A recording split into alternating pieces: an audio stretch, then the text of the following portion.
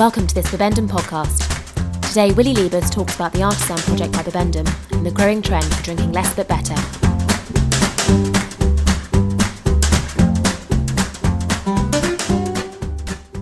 The world of wine is starting to get really interesting as people become more demanding about what they drink.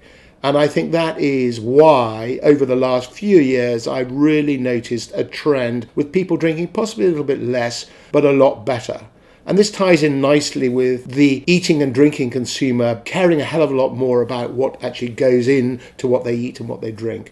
So our whole project, Artisan by Bibendum, is actually focused on these third generation drinkers, as well as young people who actually want to discover exciting flavours. The benefits of artisan and premium wine are many. Flavour is, for me, the most important. And when you start taking a huge amount of care about what you put into the soil, how you actually grow your grapes, you take those grapes, you try not to mess them about too much in the winery itself, and hey presto, yummy wines. The reason that this is possible clearly is through the dedication of the artisan producers. It costs more money to do it, but I think it's really, really worth it. Clearly, it's also environmentally friendly.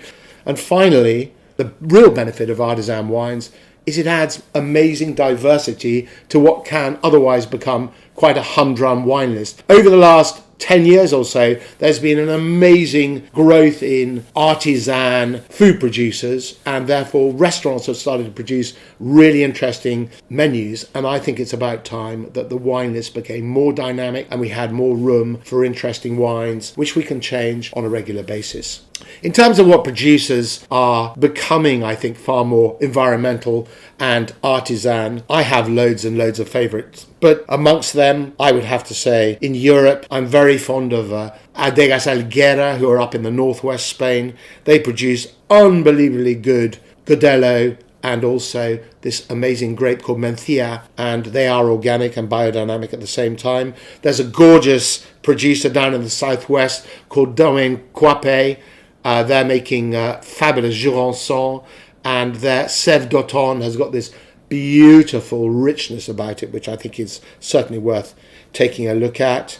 In Italy, we've got lots of wonderful producers, a couple of which might be the Morgassi sisters, making great Gavi de Gavi, and the cooperation between Domaine Baron Rothschild, owners of Château Lafite, and the owners of Castellare, and Rocca di Frasinello is a beautiful expression of this collaboration. In South Africa, David Trafford, a wonderful producer making great wines, has been for many, many years.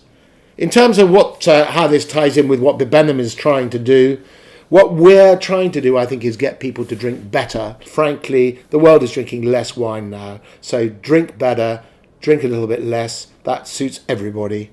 And in terms of what customers will get from coming to Artisan by Bibendum, I think they'll have a fantastic time tasting a range of handmade wines and really starting to discover that there's a big difference between handmade and production-led. All in all, it's a win-win.